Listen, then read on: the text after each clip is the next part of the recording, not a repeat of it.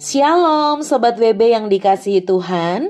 Renungan Harian Wanita Bijak hari Minggu tanggal 3 Agustus 2025 berjudul Mengejar yang Pasti. Pembacaan Sabda Tuhan diambil dari kitab Filipi pasal 3 ayat 1 sampai dengan ayat 16. Sebelum kita membaca Sabda Tuhan, mari kita berdoa terlebih dahulu. Tuhan Yesus yang penuh kasih, kami bersyukur karena hari yang baru, semangat baru, dan juga kesempatan baru untuk kami bisa mendengarkan sabda-Mu, kembali bisa kami rasakan dan kami terima. Kami mengucap syukur untuk nafas kehidupan dan penyertaan serta berkat yang Kau berikan. Ini kami Tuhan, kami siap untuk mendengarkan sabda-Mu, dan kami bersiap juga untuk melakukannya. Di dalam nama Tuhan Yesus kami berdoa, haleluya. Amin. Sobat WB yang dikasihi Tuhan, pembacaan firman Tuhan dari kitab Filipi 3 ayat 1 sampai dengan 16. Sekali lagi kitab Filipi 3 ayat 1 sampai 16. Demikianlah sabda Tuhan menurut Alkitab Terjemahan Baru edisi 2. Kebenaran yang sejati. Akhirnya, saudara-saudaraku, bersukacitalah dalam Tuhan. Menuliskan hal ini lagi kepadamu tidaklah berat bagiku dan memberi kepastian kepadamu. Hati-hatilah terhadap anjing-anjing. Hati-hatilah terhadap pekerja-pekerja yang jahat. Hati-hatilah terhadap penyunat-penyunat itu. Sebab kitalah orang-orang bersunat yang beribadah oleh Roh Allah, bermegah dalam Kristus Yesus dan tidak mengandalkan hal-hal lahiriah. Sekalipun aku juga ada alasan untuk mengandalkan hal-hal lahiriah.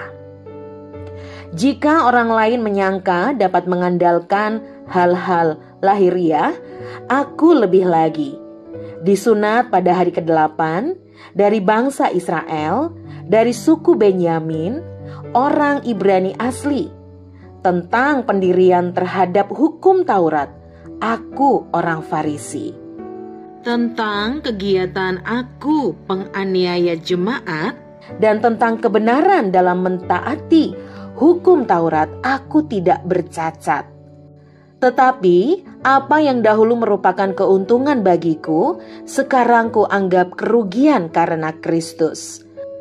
Malahan segala sesuatu kuanggap rugi, karena pengenalan akan Kristus Yesus Tuhanku lebih mulia daripada semuanya. Karena Dialah aku telah melepaskan semuanya itu dan menganggapnya sampah, supaya aku memperoleh Kristus dan berada dalam Dia, bukan dengan kebenaranku sendiri karena menaati hukum Taurat, melainkan dengan kebenaran karena iman kepada Kristus, yaitu kebenaran yang Allah anugerahkan berdasarkan iman. Yang ku kehendaki ialah mengenal Dia dan kuasa kebangkitannya, serta persekutuan dalam penderitaannya, di mana aku menjadi serupa dengan Dia dalam kematiannya, supaya aku akhirnya beroleh kebangkitan dari antara orang mati. Bukan seolah-olah aku telah memperoleh hal ini atau telah sempurna, melainkan aku mengejarnya kalau-kalau aku dapat juga menangkapnya, karena aku pun telah ditangkap oleh Kristus Yesus. Saudara-saudara, aku sendiri tidak menganggap bahwa aku telah menangkapnya, tetapi inilah yang kulakukan. Aku melupakan apa yang telah di belakangku dan mengarahkan diri kepada apa yang di hadapanku, dan berlari-lari kepada tujuan untuk memperoleh hadiah, yaitu panggilan sorgawi dari Allah dalam Kristus Yesus. Karena itu, marilah kita yang sempurna berpikir demikian. Jikalau lain pikiranmu tentang salah satu hal, hal itu akan dinyatakan Allah juga kepadamu. Tetapi baiklah tingkat pengertian yang telah kita capai kita lanjutkan menurut jalan yang telah kita tempuh. Demikianlah sabda Tuhan dari kitab Filipi pasal 3 ayat pertama sampai dengan ayat 16. Syukur kepada Allah. Berbahagialah kita yang tidak hanya membaca, mendengarkan, merenungkan, namun juga melakukan sabda Tuhan dalam hidup sehari-hari. Amin. Sobat WB yang dikasihi Tuhan, setelah kita membaca firman Tuhan dengan teliti dan kemudian menemukan janji Tuhan untuk kita hari ini, berikut ini ada beberapa pertanyaan refleksi. Yang pertama, apa latar belakang Rasul Paulus? Pada ayat yang keempat, Sobat WB dapat kembali membacanya. Pertanyaan berikutnya, apa yang dikehendaki Paulus setelah berjumpa dengan Tuhan? Kembali Sobat WB dapat membaca di ayat yang ke-10. Dan satu lagi pertanyaan, apa yang dilakukan Paulus untuk mencapai keinginannya? Sobat WB dapat membaca ulang di ayat 13 dan 14.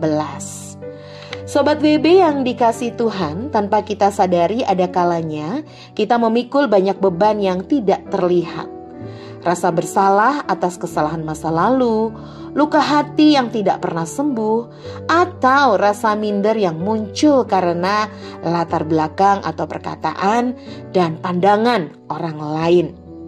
Semua itu membentuk cara kita melihat diri sendiri dan masa depan. Rasul Paulus memiliki masa lalu sebagai penganiaya pengikut Kristus, namun ia tidak terpuruk dan menyesalinya.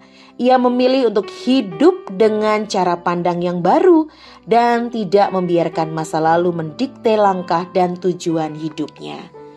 Paulus memilih untuk mengejar pengenalan akan Kristus dan memusatkan hidupnya dalam mengerjakan panggilan di dalam kekuatan kasih karunia Allah dan mencapai garis akhir hidupnya sebagai murid Kristus sejati. Sobat WB, Tuhan mau kita memandang ke depan kepada janji dan rencananya yang jauh lebih besar dari luka atau sakitnya masa lalu kita. Serahkanlah kepada Tuhan, fokuskan hidup kita kepada Dia, berlari tanpa menengok ke belakang dan gapai semua yang sudah Tuhan sediakan untuk kita di depan sana. Tidak ada yang lebih besar dan membahagiakan selain menggenapi rencana Allah dalam hidup kita.